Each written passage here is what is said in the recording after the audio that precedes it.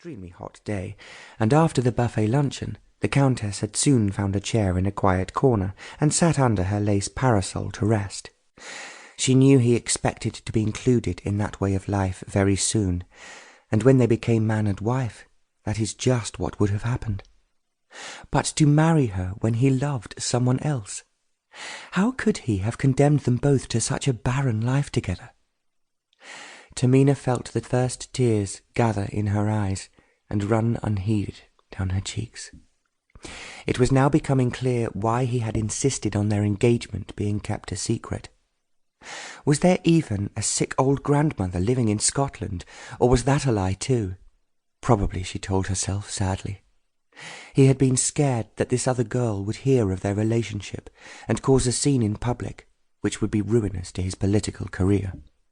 Instinctively, Tamina was quite sure that the girl on the telephone was the same girl she had seen talking to him at the ball. Everything now made a terrible, mind-wrenching sense. "Oh, Edmund, how could you do such a dreadful, dreadful thing?"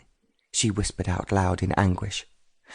She now recognized that even if their wedding had taken place, he would still in his heart desire the girl he loved, who had worked so hard to provide money, even though he could not afford to marry her.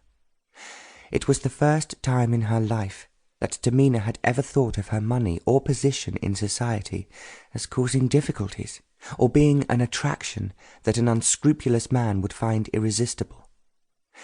If she had ever considered the family wealth, she had seen her father's money merely as something that enabled them to go abroad whenever they wanted, to travel on the best ships and stay in the best hotels. Her father was wealthy, and undoubtedly his important position at the Foreign Office meant that everyone wanted to know him and receive the invitations he and her mother sent out practically every week of the year. They invited guests to dinners, balls, weekends in the country at the Braithwaite estate in Devon, boating parties on the river, outings to the races, and anything else fashionable in the appropriate season. Tamina had received a great deal of attention since she came out in London society. She had believed in her innocence that men liked her for herself. Now the scales were falling from her eyes. "It is not me the men are after," she told herself. "It is my father's fortune.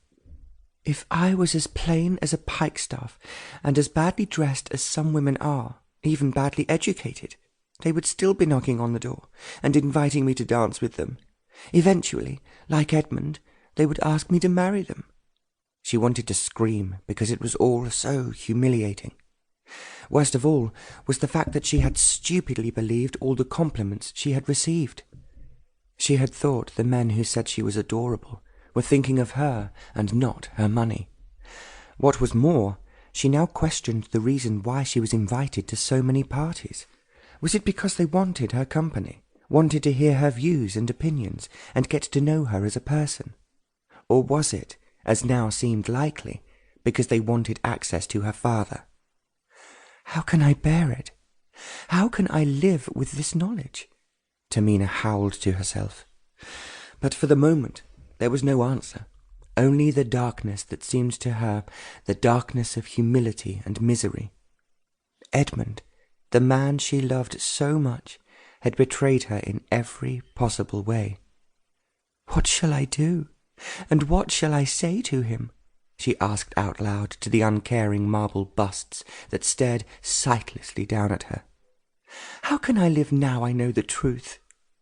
But there was no answer, and she felt as if she had suddenly entered a new world of shadows where, at the moment, there was no light.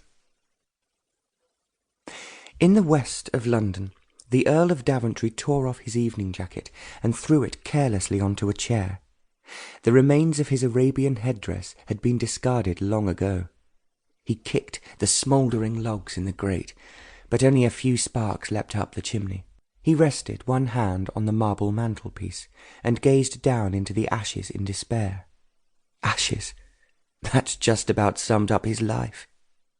Eunice was already engaged to be married. She had lied to him. Well, perhaps not in so many words, but surely, "Are you free to be my close friend?" was not a question any gentleman would have needed to ask.